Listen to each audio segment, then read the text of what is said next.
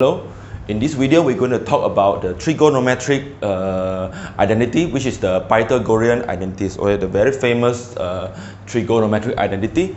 So as you know that you have learned three types of identity. As you know, there's sine square theta plus with cos square theta equals 1. Alright, the first identity for trigonometric. So, and the other one will be tangent square theta plus with 1 equals to secant square theta, right? This is the second identity, and the next one will be the 1 plus cotangent square theta equals to cosecant square theta, right? This is the three identity that always when you study when you study trigonometric, this is the three identity that always appear, right? So now in this case here, how to prove that, you have to have some knowledge of proving this Pythagorean identity. So it's always start from a triangle, a right angle triangle. So trigonometric is very related to right angle triangle, right? Usually we will use right angle triangle to prove something. So for example, you have A, you have B, you have C, right? So as this is your angle, right? It's acute angle.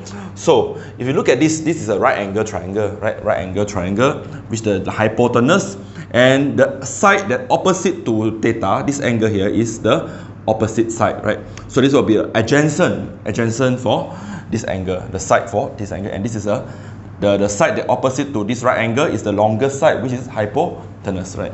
So as you from here, you know that the definition here, sine theta, right?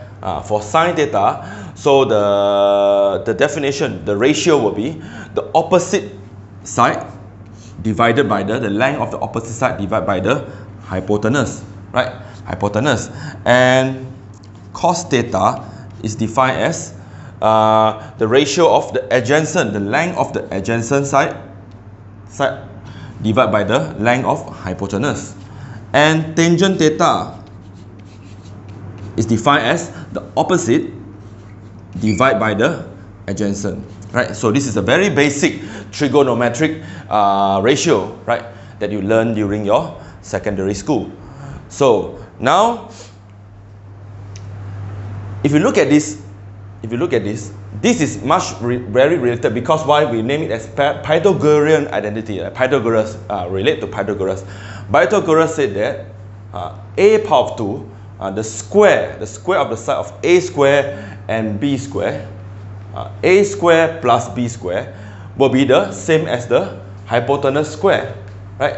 This will be the Pythagoras theorem, right? Your Pythagoras theorem here. So then trigonometric is slightly improved the Pythagoras theorem into relate the side with the angle, right? Relate the side with the angle. So now, okay, I can take this equation. This is an equation. So the Pythagoras theorem, Pythagoras theorem. So I can divide everything by c square. I can divide this whole thing by c square. All right, I divide by c square. So I divide it by c square, right? So the purpose here is to get a 1 here, right? C square, I get 1 here. So as I factor out the power, is a over c power of 2 plus with b over c to the power of 2, right? Based on index law, right? So if you see that a over c will be sine theta, right? It will be sine theta.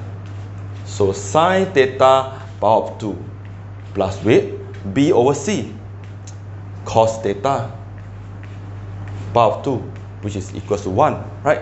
So if you see that, this will be sine square theta plus cos square theta equals to 1.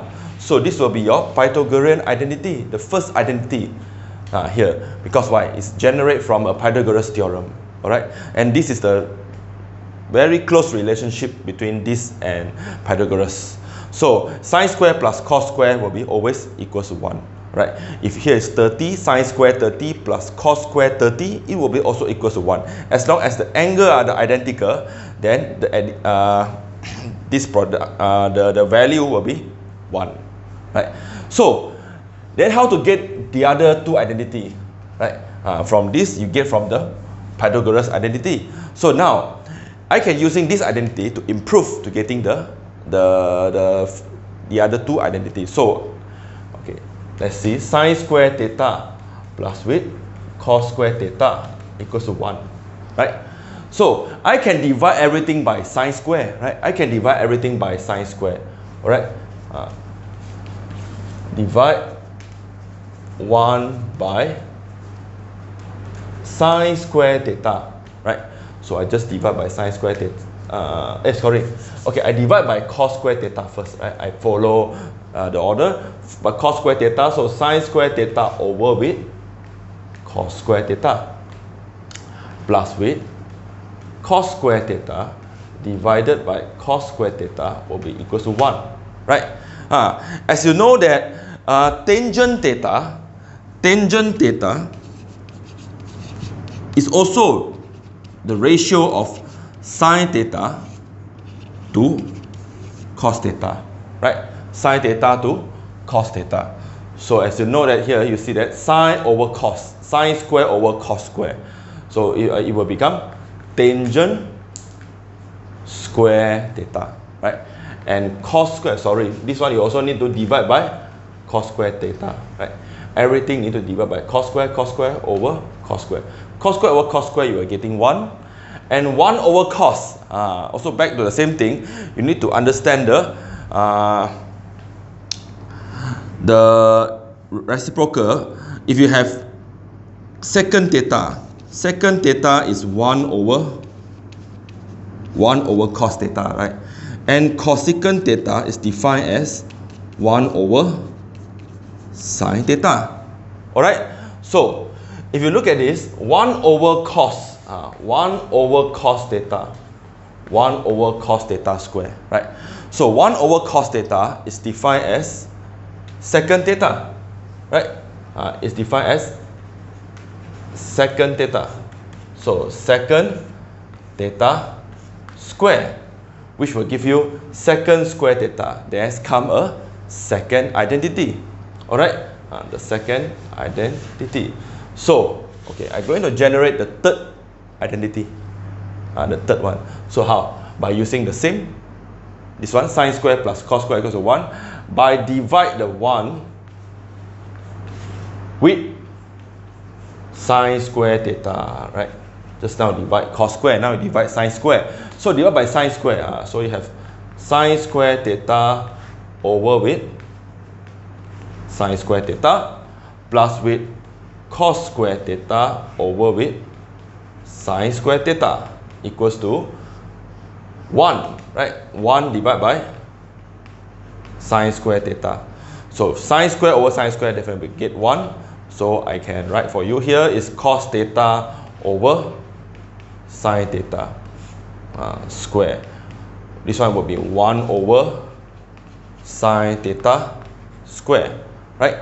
So 1 plus cos over sine is also defined as cotangent theta, right? Then the square here you have 1 plus cotangent square. So 1 over sine is cosecant, right? Cosecant theta square. So will be cosecant square theta, right? So there's come the third one. Alright, so this is the three formula, Pythagorean identities. The three Pythagoreans. This is the Pythagorean identities. So I hope you understand. And in the next video, I'm going to show you how to prove identities, or how to using this Pythagorean identity by proving another identities. Alright, another identities.